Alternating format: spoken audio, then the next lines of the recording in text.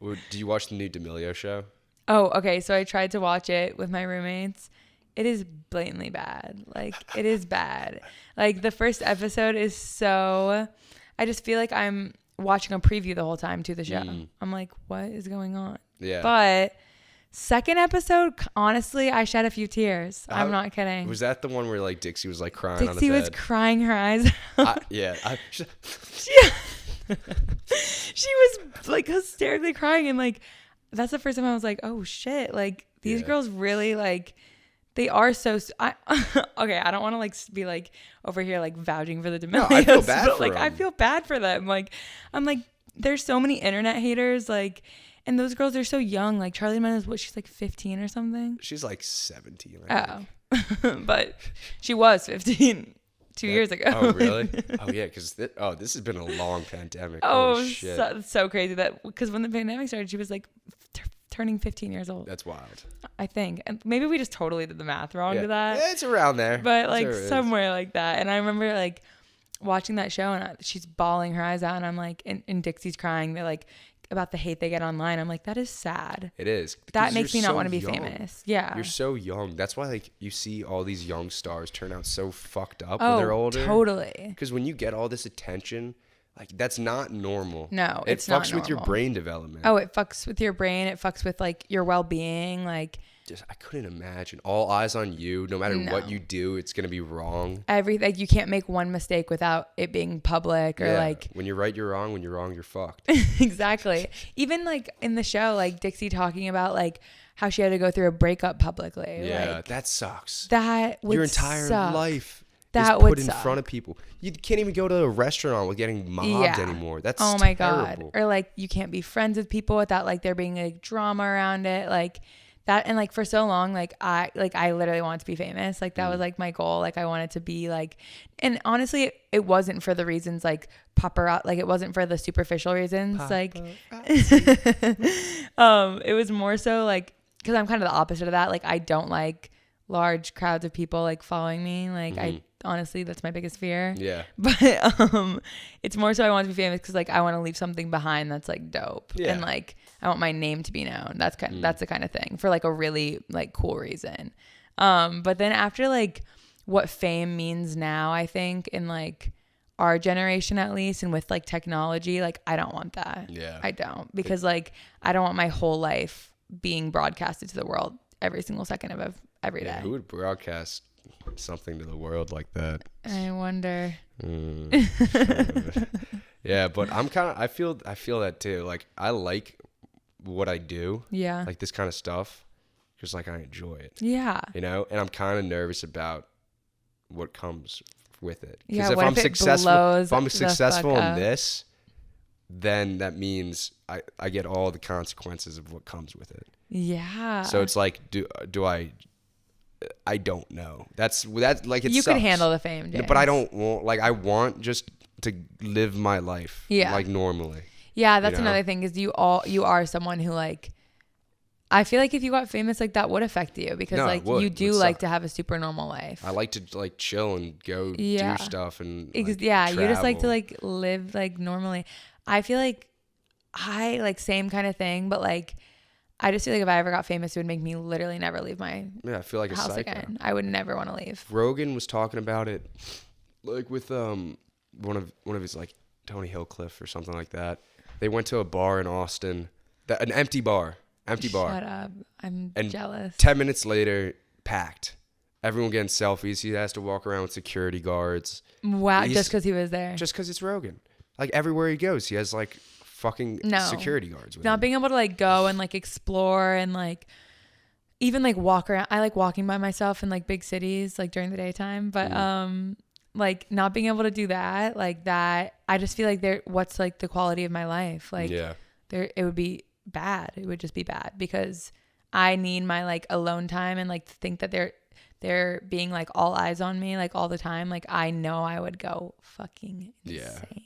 I would go insane. I think we need a shift in the way we perceive like people on the screen. We put them on such a pedestal, like movie stars and TV stars and like musicians, just because like we hear them all the time. But it's just like I think it's stupid. Like we don't honor like scientists. Oh my God. Like, yeah. You could be you don't know the name of so many more like famous doctors. Yeah, like, a Nobel Prize winner. Yeah. Like, I don't fucking know. Yeah, I don't fucking know. But then these people who are like literally dance just, on like, TikTok or just like fighting with each other on TV. Like I'm like, I love them. Like the Kardashians, I'm like, wow, they speak to me. Like I'm like, they don't do like they're not doing anything that meaningful for the world. Like I guess some of them are kind of, but like I feel like Kim's kind of like the smartest. Kim's like she's got her head on her shoulders. The smartest. Chris is the best. She's the master. Kylie's my favorite. Like Kylie. I resonate with Kylie. Which one's Kylie? She's the one like. Yeah. Like, Kylie's the best. She's the only one who hasn't gotten plastic surgery. Yeah. Oh no, that's Kendall. Kylie's the queen I like Kendall. of plastic. I like Kendall. Kendall's the best. Yeah, Kendall's beautiful. I honestly think they're all beautiful, and I think they show that plastic surgery and large amounts of money can change one's appearance for the better. Yeah. Not that I support that, and I don't think. I mean, I support like do whatever you want to do, but I wouldn't personally invest in plastic surgery. I wouldn't either. But I think like they have really proven that like plastic surgery can go a really long way. Like some of their looks have been entirely changed. Yeah. Because of their surgeries. And like they look great. They look wonderful. They do look good. They look great. They do look good. But some of these plastic surgeries I see them, it's just like botched job. Oh my God. I'm like, oh no. You like I don't know what you look like before, but no way it's worse than what you look like now. Some people don't go to the right surgeons or something. Have you seen the show Botched? No. Oh my God. I've heard about it. It's really good. It's like these people who've had terrible plastic surgery experiences and they go in to these really good plastic surgeons and they get it fixed. But it just goes to show you, like, I think it's really about like the doctor or like the surgeon. Why like, do you think people get plastic surgery? I think a lot of it is to feel more secure in their skin, which for that, I'm like, that's a totally valid reason to get plastic surgery. Like I see nothing wrong with that. I think a lot of people like are more for the more natural look. And I know like, I think I'm like, I love makeup, but like I am more on the natural wave. I feel like in terms of like procedures, but like literally in this generation, like lip filler, like this, in the last 2 years, lip filler has literally become like probably the most like popularized plastic surgery procedure in like girls my age. I feel like my friend just got it. Yeah. It's like, it's becoming normal. And it's like, why is that? It's because the culture is now like the Jordans. Exactly. It's like the Jordans. It all comes full circle. It's like one person does it and it looks good and everyone wants to do it. And now it's like the thing is like plush big lips are like the plump lips. They're like the new like beauty status quo. It's like you want that. Like people see it and they want that. This whole beauty thing is so strange because back in the olden times, I'm trying to think of the year, but like British royalty was a big thing. Yeah. Like people wanted to be pale. So interesting how that's changed. You know, because if you were and tan, being bigger, like being because you could fatter. eat food. Yeah, like they were like, oh, you're rich. There's this artist. I forgot his first name, but his last name is Paul Rubens. Okay. And he like was this artist during the Renaissance time, and all his art, which was like the most famous art during that time period, is all these like bigger, like bustier women. And they're like, this was the like epitome of beauty back then, was like being like fluffier. Yeah. And that's I've never heard someone describe it like that. I like fluffier. And now it's like super interesting because it was like, I don't know, I think how much that's changed because it's like the physical appearance of human bodies haven't changed. It's the ideal, like the concept of what's perfect or like the ideal body. That's what's changed. So now all these girls are like trying to have like the thin waist, like waist, big hips. And like, big. What is that? What is that with the TikTok? You know what I'm talking about. Thin waist, big butt. No, big waist. I don't know how it goes, but I know the song. And I always see them like they turn and they go boom. I'm like, okay, good on you, I guess. Yeah. James, you are so funny.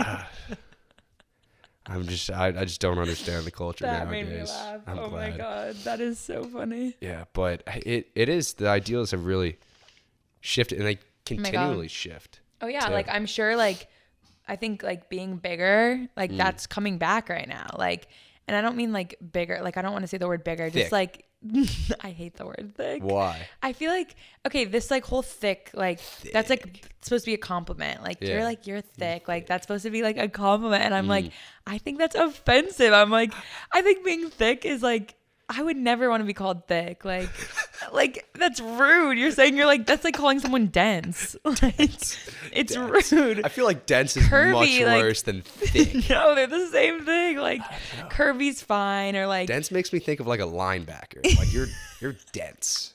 You know. Thick makes me think of a linebacker. Thick when I'm makes hearing me think thick, of like I'm a thinking tank. I'm like, I don't ever like. I think when guys especially, they're like, oh, she's thick. She's thick. I'm like, ew. Like that's, you think that's a good thing? Like that just literally sounds like you're calling someone like chunky, like in a bad way. Like no one wants to be called thick. Curvy. I like the word curvy. Like some dimensions. Like that's fine. Okay. Thick, like not so much. Fair. Yeah, I find it really interesting how words have such different meanings to different people. That's so true. And it gets people in a lot of trouble sometimes. Oh my God. But I really do think it's all about intention. Yeah. I think that's what matters. Totally. It's not, because I could say, ooh, she looking thick.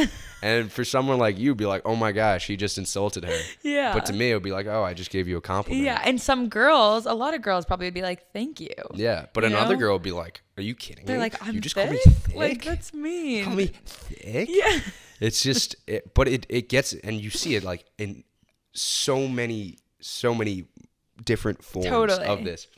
And that's why, I don't know how this whole, I don't want to get into it, but the cancel culture, kind of. Because when you say something, especially comedians get it all the time, which is all the stupidest thing. I'm like, you know what their job is? Yeah. It's to literally make people uncomfortable. Yeah, and make you laugh. Yeah, exactly. And how do you make people laugh? By saying making people uncomfortable. Things. Yes, exactly. That's the thing is like cancel culture with comedians, like that.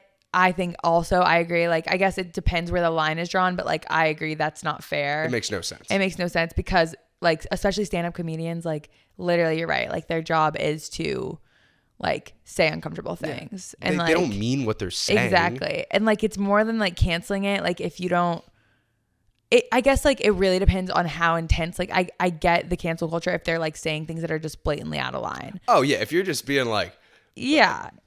I don't, like if I give any examples, it's gonna be bad. Exactly, I know. But you know, like I know if you're just clearly just if you're not being even like trying blatantly to be funny, offensive, yeah, like cancel. Then that's not funny. It's not funny. But if you're funny. like kind of like throwing it around like in a way that's like humorous and You're also like exactly, if you're teasing, it's fine. And I think also like if people don't want to appreciate that like humor, don't watch it. Don't listen. Don't watch it. Don't go to that show. Like, oh my gosh, because like at the end of the day, like you get to kind of choose what you hear, you know, instead of canceling someone for it, just like don't support it and like just be silent to it. I use the comparison of, I think it's like going to an ice cream shop and not liking chocolate and being like, fuck this chocolate, get it out of the store. I don't want it. I don't like it. So I'm not gonna, just don't fucking eat the chocolate. That's an interesting comparison. Yeah. I like that.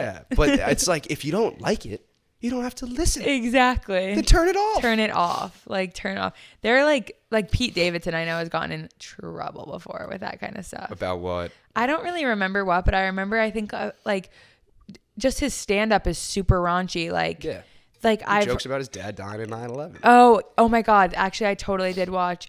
And like that's another thing is like I feel like people who are affected by it personally, like they're the ones who have more leniency to make jokes towards it because like they are directly affected, you know? It's always the people that aren't affected by things that make the biggest ruckus. Yeah, that's so true. That is honestly such a good point. Excuse me. It's because people want to be the hero. Yeah, exactly. Like, I want to help you. Exactly. It's like it's all virtue signaling. Totally. Get a little allergies or something. Oh God, it's COVID. It's COVID. No, it's not. Just kidding. I'm vaccinated. Don't come after me. Pfizer gang. Pfizer Just gang. kidding. I got Johnson & Johnson. Chump.